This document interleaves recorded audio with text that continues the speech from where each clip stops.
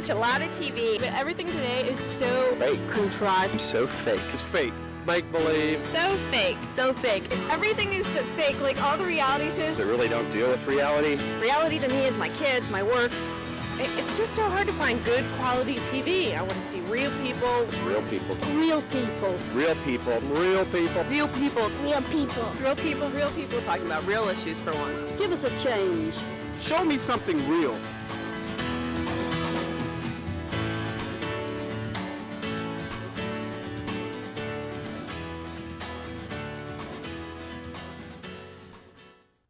Hi, I'm Marla, and welcome to a new episode of Relatively Speaking.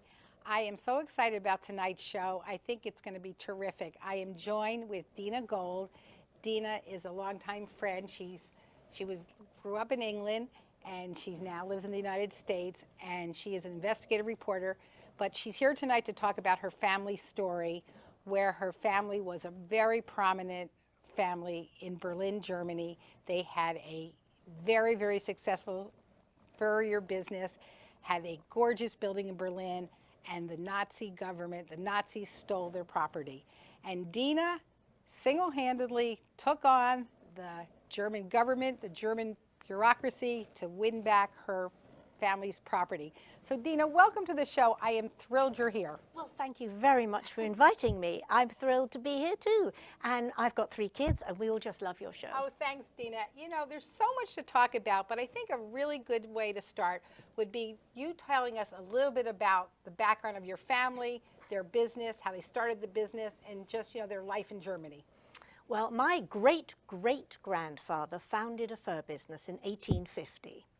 And his son, Victor Wolf, built this fur company up into an international success. He had representatives literally all over the globe, and he would send his buyers out to Canada and to Russia to buy pelts, bring them back to Berlin, and make up the most wonderful fashions. And my grandfather, my mother's father, joined his father in the fur business, and they ran a highly successful fur company. And then your grandfather built this magnificent building in downtown Berlin, in the center of town, that was a showcase. Actually, it was my great-grandfather, Victor. Yes, the business was so successful that he made so much money, he was able to buy a plot of land and hire a renowned architect and have this fantastic building constructed in 1910. And actually, I've got some photographs I can show you of what it looked like in 1910. Black and white photos that I found in an old architectural magazine. Yes, now that's the front with the archway and those very distinctive turrets at the top. It's a 6-story building. Wow. It had 2 inner courtyards. And that other picture with the archway and the little carvings, you can see there, that is the back of the building, which the building filled an entire block, and it the back fronted onto the parallel street, Schützenstrasse, and you can see the name H. Wolf. Right. That is the fur company name. And that archway with the extremely distinctive carvings, that is a feature of the building. It was at the front and the back. Wow. Yep. It was it's such a gorgeous building. Yes. And, I should have said in the beginning that there was such a successful business that they were very much a part of, high society, very wonderful life, lakeside homes. They really enjoyed a magnificent life in Berlin. Yes. And then what happened? Well, my great-grandfather was so successful that he managed to buy himself a fantastic villa in Wannsee, actually just down the road to where the Wannsee Conference was held many years later, to plot the coordination of the genocide of the Jews of Europe. And they had a park, really, with statues in it. They had maids living in the villa. They had cooks, gardeners, a chauffeur who had the Mercedes that he drove for the family, and he lived in an apartment above the garage. And my mother grew up in this sumptuous environment. Right. And then, boom. Boom, yes. Boom. Well, very shortly after Hitler came to power. Right. My mother was coming home from school at the age of 11 and telling her parents these horrible stories of what the other little girls were doing to her, putting her on a chair and dancing round her, singing "When Jewish Blood Spurts from the Knife." All the little girls had to bring in their Stammbaum, which is their family tree, to show their lineage. Now, my mother, of course, was Jewish as far back as we have records, but some of the little girls would be in hysterical floods of tears when they discovered, to their shock, that they had a Jewish grandmother, for example. Then they couldn't join the Hitler Youth Movement, the Hitler Nation. So my mother came home and told her parents what was going on. And her father, my grandfather, said, "I am not bringing up my family in these conditions. We're getting out." This was in 1933, really early on. Wow. He And saw your the writing on the wall. grandfather, Herbert Wolf, had a lot of foresight. He really Yes. did. Incredible, actually, because he was a good-looking playboy. He married my very beautiful grandmother, Nellie Wolf. They had 3 children, but he was pretty much of a ne'er-do-well, frankly. He was a womanizer. He was fairly lazy. He lived off his own father's money.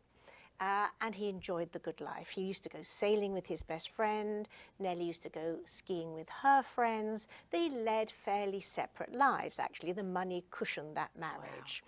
But he had the foresight to say, there's something really evil going on here, and I'm out. For all his being a cad and a playboy, he did basically save his family's life by having the foresight to leave. So they went, Well, he said, they say I'm a Jew.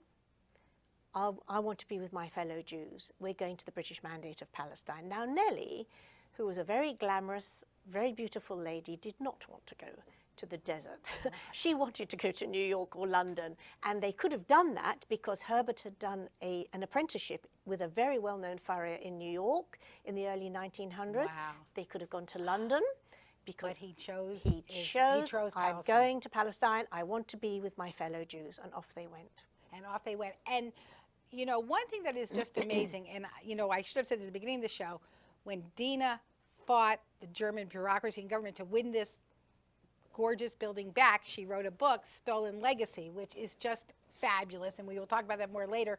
But okay, so they've gone to Israel, and then tell me, tell the audience a little bit about What when the happened. Nazis, how the building became under Nazi rule and what happened Well, to it. what I discovered in the course of research was that in 1937, the Nazis wanted that building.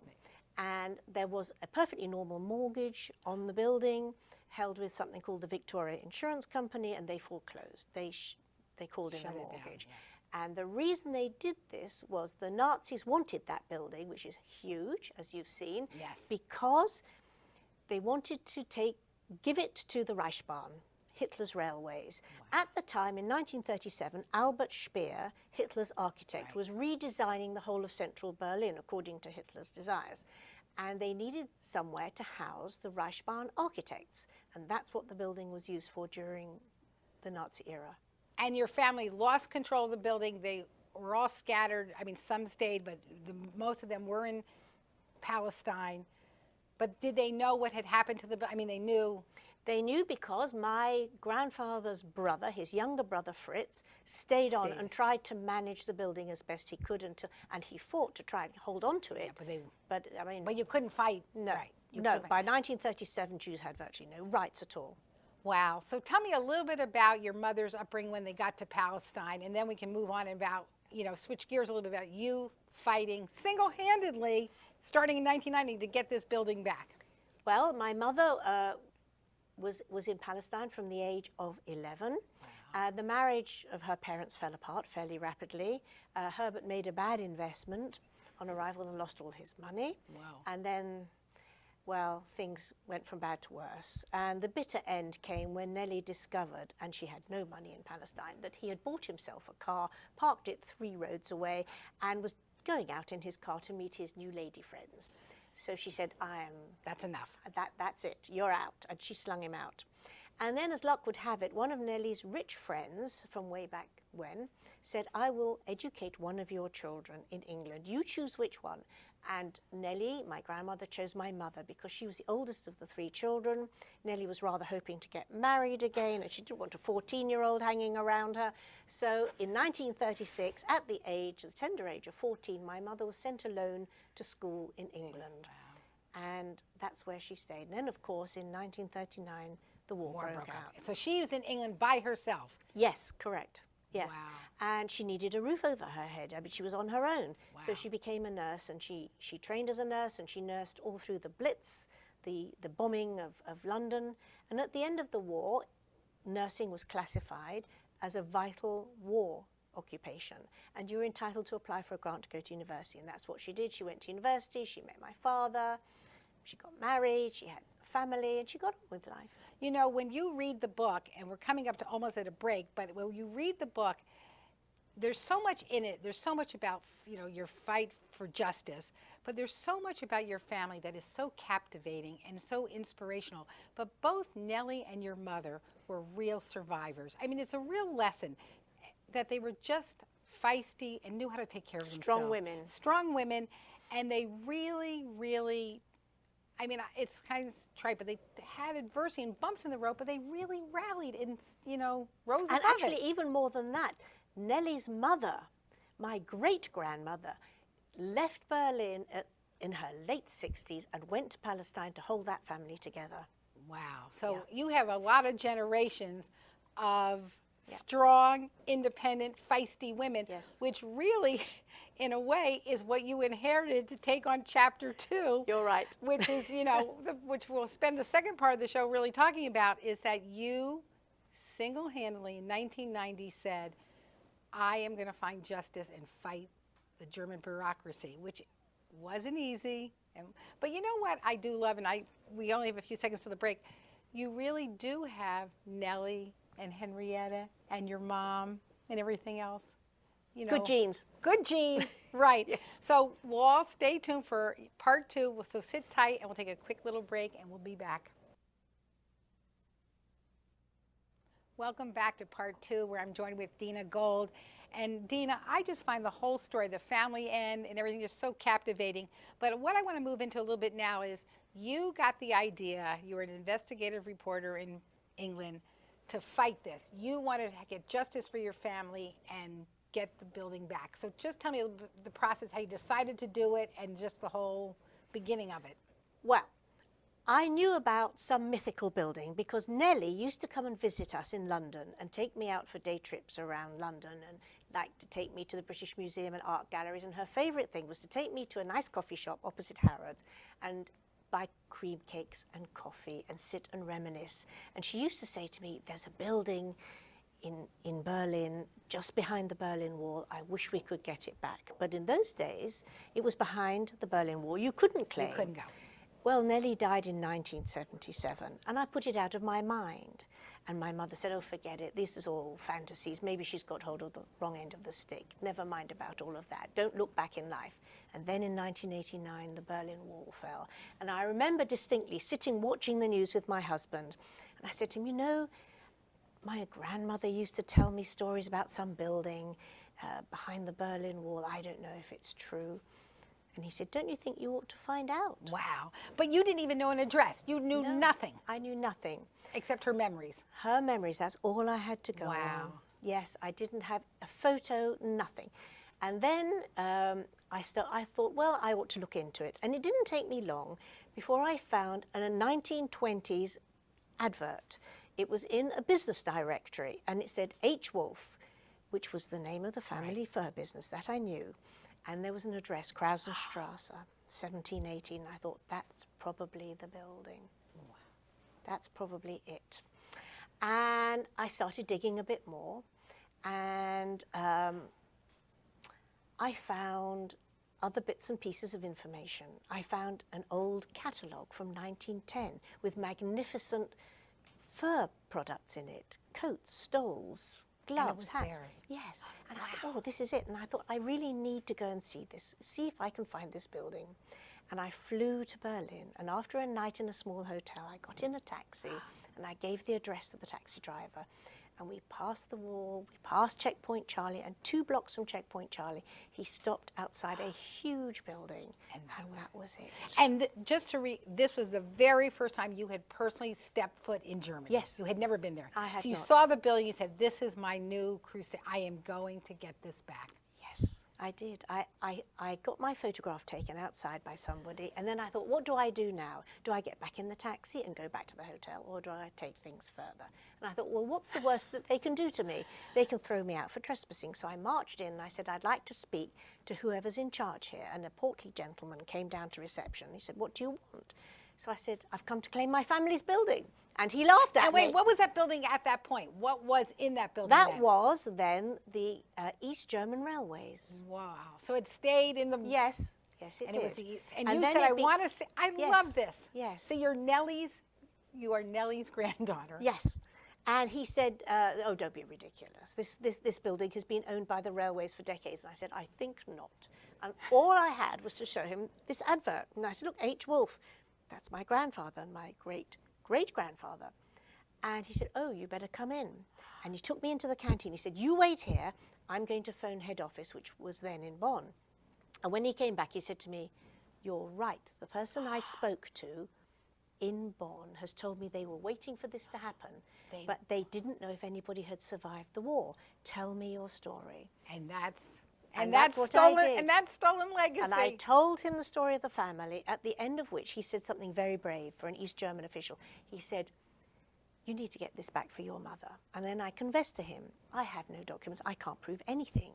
And he said, the documents exist, you have to go out there and find them, but they do exist. And so the hunt began. The hunt began. Wow. You know, now, there's so many things I want to ask you, but I guess the thing is, was it harder than you thought? Not as hard? What were your feelings like, oh my gosh, how many times did you come to a dead end? I mean, this was a battle that took 6 years, right? Yes. And I want everybody just to enjoy this book because it's such a captivating story. But were there times you say, I just can't do this? I never thought I'd give up. I did think I wouldn't find documents because, after all, as you know, Berlin was heavily bombed by the Allies. My father was in the RAF, the British Royal Air Force. Right. He was well aware how heavily the Allies had bombed Berlin. And he said to me, you won't find anything, it's all destroyed. But I found plenty, actually. And how did you find that? Where did you go for the records? Well, I had to get the land registry documents to chart the ownership of the building. And in those days, ordinary members of the public could not go into the land registry, only lawyers could.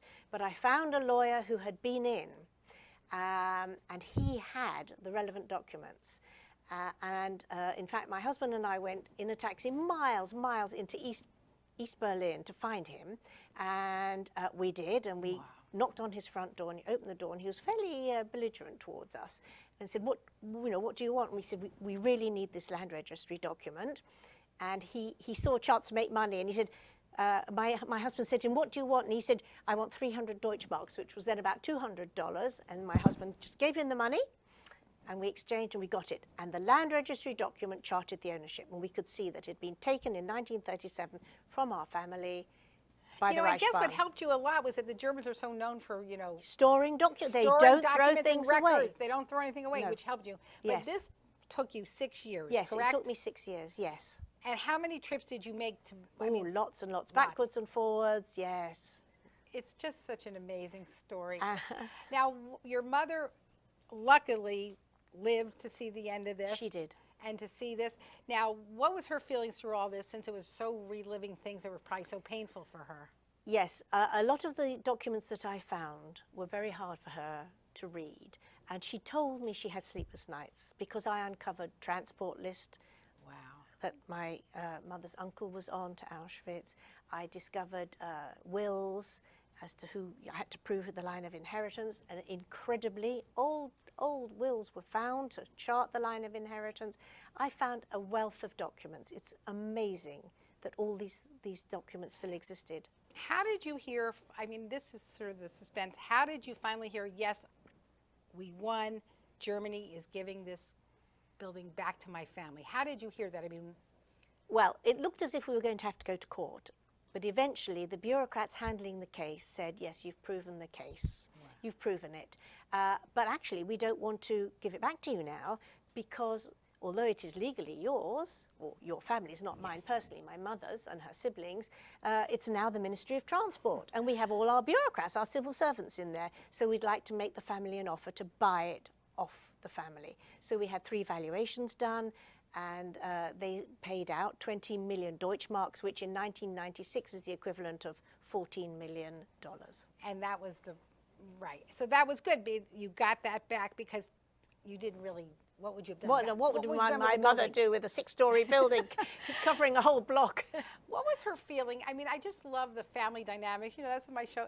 What was the feeling when that happened? Was she just, I mean, it's just an amazing. I think she was relieved. I personally felt that I'd proven Nellie right, that she hadn't been telling fairy stories. Yes. She'd been right all along. My mother, I think she just wanted to draw a line under it, really. She was never one to look back. Yes. She didn't want to remember the past. But Nellie was looking down on you and I urging you on and pushing. I hope Nellie right? was really proud of me. And Henry and all of them, because you really, I don't even know what the word is. It's just such a wonderful story.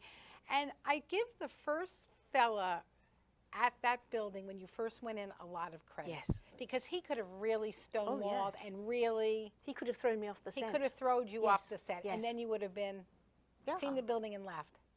Probably. If he shut the door on me, yeah. And now it's maybe we can show the most beautiful building yes, now. Yes, we have a picture of what the building looks like today. It's, yep, there it is. And there it with is. flags. It's all been cleaned up, and but it's now, still the distinctive building that it once was. Yeah. And it's the building now that is still the German. No, now it is still a federal ministry building. It's the Ministry of the Environment, Consumer Affairs, and Nuclear Safety.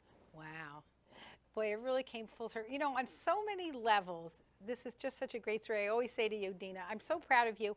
And I think the thing that I'm most proud of, that you took this idea that you thought, well, gee, where's it going to go? And it led you to this, right? I mean, I think it's a real inspiration. And as someone pointed out to me, isn't this kind of a inspiration to other people who are in the same situation with whether it's artwork or property or houses or whatever, right? Well, you know, I hope that you know that really only 20% of all the stolen Jewish assets during the Nazi era have ever been returned. There is a lot of outstanding business. The calculation is that it's between 150 and 175 billion dollars worth of assets stolen from Jews, never returned.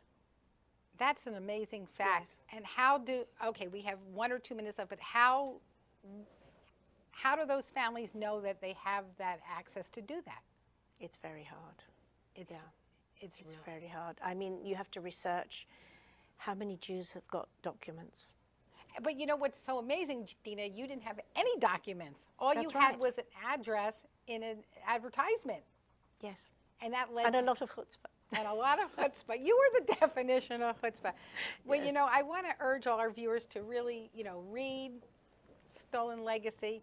It's just, it's just such a great book. And it's, you know, you get to know your family, you get to know the history, you get to know a lot. You learn a lot about geography, And there history. are resources that people can use. The United States Holocaust Memorial Museum have got wonderful resources. The International Tracing Service also have got documents that can help families trace what happened to their loved ones. And I use those resources. And I would recommend anybody who's interested in doing this to try their luck.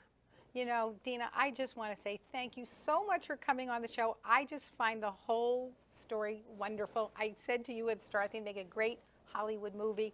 It's just, but you are the definition of chutzpah, and I know all your relatives are just so proud of you. I'm proud of you. I hope so. Thank you. But thanks, and I'm going to have to get you on another show of Relatively Speaking really soon. So thank you, viewers, and we'll see you soon for another show of Relatively Speaking.